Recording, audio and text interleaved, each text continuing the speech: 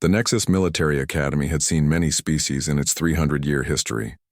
Towering Vex-High warriors with their crystalline exoskeletons, swift Zephyrian assassins whose movements blurred reality itself, and even the mighty Korthak, living, mountains of muscle and bone who could crush starships with their bare hands.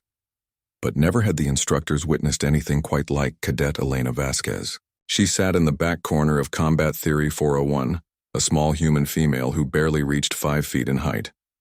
Her dark hair was pulled back in a regulation bun, her uniform impeccably pressed, and her brown eyes focused intently on her datapad. She never spoke unless directly addressed, never volunteered answers, and maintained a silence so profound that some cadets wondered if she was mute.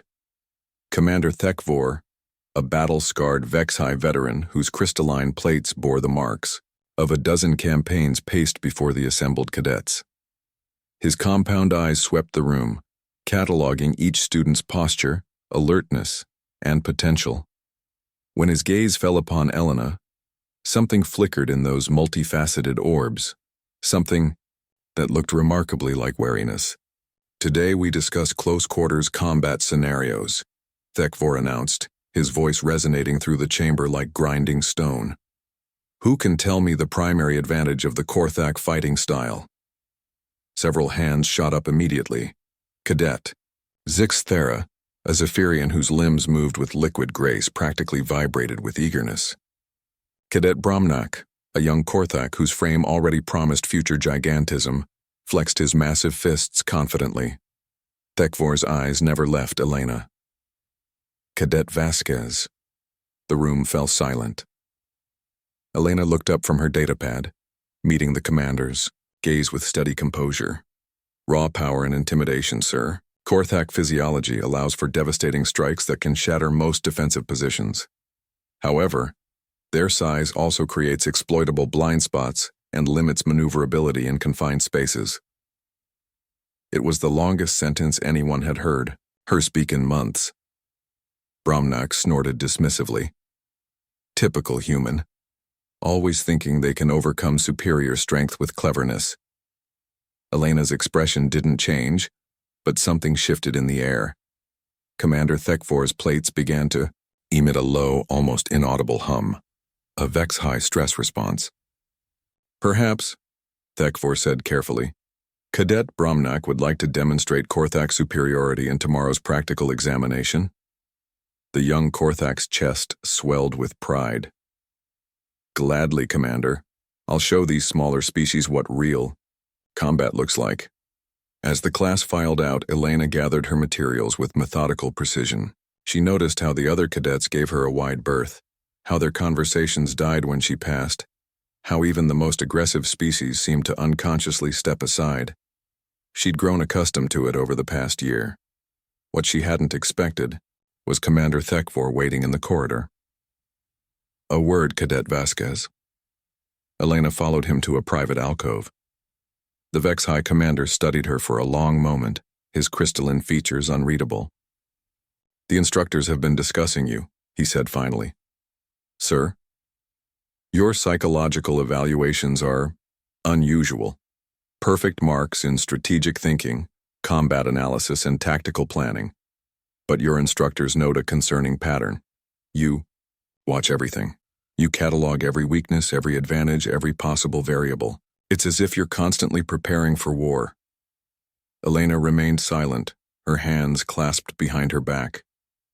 Thekvor continued. "Do you know why the other cadets avoid you, Cadet? It's not because you're quiet. It's because you're dangerous. They can sense it, even if they can't articulate it. That human quality that makes apex predators nervous in your presence." "I'm just studying to be an officer, sir." "No," Thekvor said, his voice dropping to barely above a whisper. "You're studying to be something else entirely. I've seen your kind before during the Hegemony Wars. Humans who could walk into a room full of hardened warriors and make them all unconsciously reach for their weapons. Humans who fought with such calculated precision that their enemies would rather flee than face them." Elena finally met his gaze directly. For just a moment, the careful mask slipped, and Commander Thekvor saw something that made his crystalline plates sing with harmonic stress. Tomorrow's practical exam, Elena said quietly.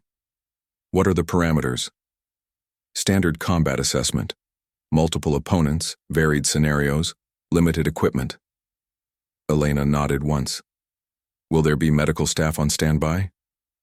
The question sent ice through Thekvor's veins. Not because of what she asked, but because of how she asked it, with the calm professionalism of someone already calculating casualties. Yes, he managed. There always is. Good.